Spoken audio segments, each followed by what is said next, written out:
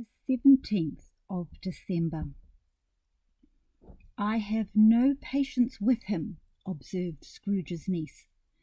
Scrooge's niece's sisters and all the other ladies expressed the same opinion. "Oh, I have," said Scrooge's nephew. "I am sorry for him. I couldn't be angry with him if I tried. Who suffers by his ill whims? Himself, always. Here he takes it into his head to dislike us, and he won't come and dine with us. What's the consequence?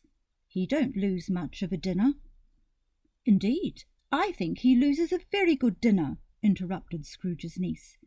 Everybody else said the same, and they must be allowed to have been competent judges, because they just had dinner, and, with the dessert upon the table, were clustered around the fire by lamplight.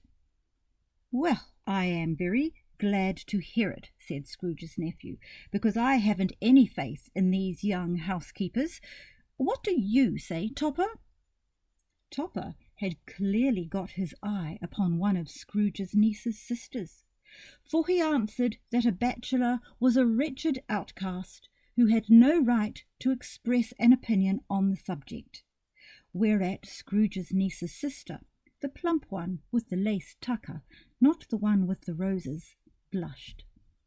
"Go on, Fred," said Scrooge's niece, clapping her hands. "He never finishes what he begins to say. He is such a ridiculous fellow."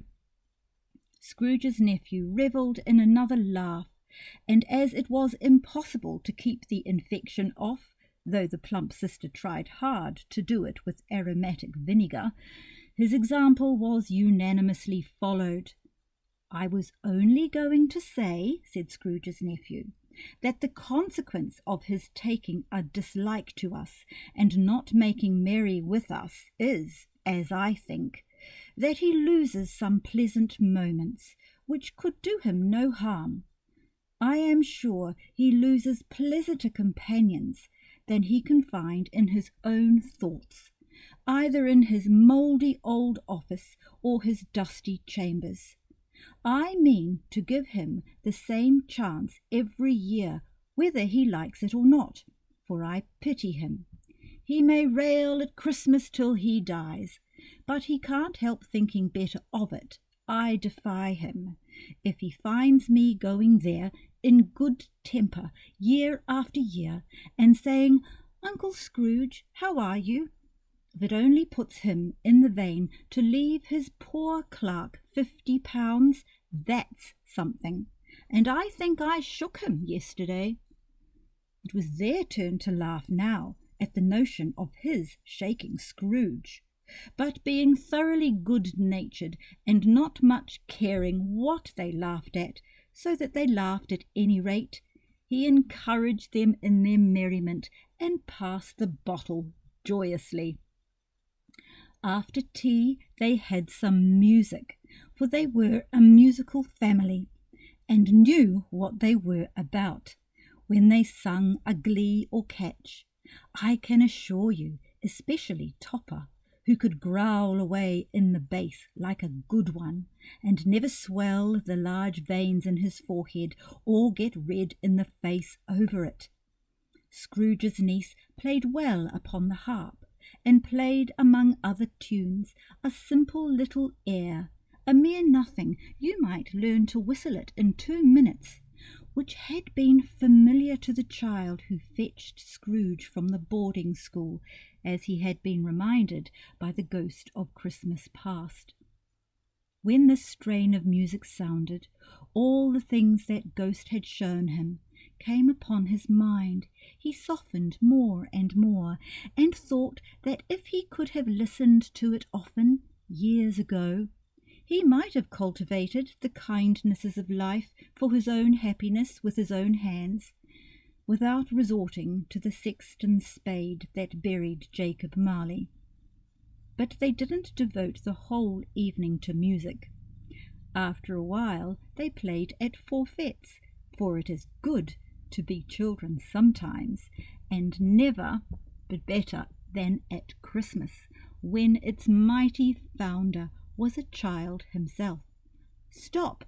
There was first again at Blind Man's Buff. Of course there was, and I no more believe Topper was really blind than I believe he had eyes in his boots. My opinion is that it was a done thing between him and Scrooge's nephew, and that the ghost of Christmas Present knew it. The way he went after that plump sister in the lace tucker was an outrage on the credulity of human nature.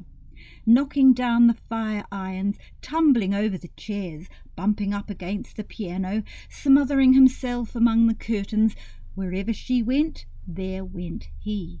He always knew where the plump sister was. He wouldn't catch anybody else. If you had fallen up against him, as some of them did, and stood there, he would have made a feint of endeavouring to seize you, which would have been an affront to your understanding, and would instantly have sidled off in the direction of the plump sister. She often cried out that it wasn't fair, and really was not, but when at last he caught her, when, in spite of all her silken rustlings and her rapid flutterings past him, he got her into a corner whence there was no escape, then his conduct was the most execrable. For his pretending not to know her, his pretending that it was necessary to touch her head-dress, and further to assure himself of her identity by pressing a certain ring upon her finger and a certain chain about her neck, was vile, monstrous. No doubt she told him her opinion of it when, another blind man being in office, they were so very confidential together behind the curtains. Scrooge's niece was not one of the Blind Man Buff party, but was made comfortable with a large chair and a footstool in a snug corner, where the Scrooge and Ghost were close behind her. But she joined in the forfeits, and loved her love to admiration with all the letters of the alphabet. Likewise at the game of How, When, and Where, she was very great, and to the secret joy of Scrooge's nephew beat her sisters hollow, though they were sharp girls too, as Topper could have told you. There might have been 20 people there, young and old, but they all played, and so did Scrooge, for, wholly forgetting, in the interest he had in what was going on, that his voice made no sound in their ears, he sometimes came out with his guess quite loud, and very often guessed right too, for the sharpest needle, best Whitechapel, guaranteed not to cut in the eye, was not sharper than Scrooge, blunt as he took it in his head to be. The Ghost was greatly pleased to find him in this mood, and looked upon him with such favour that he begged like a boy to be allowed to stay until the guests departed. But this, the spirit said, could not be done.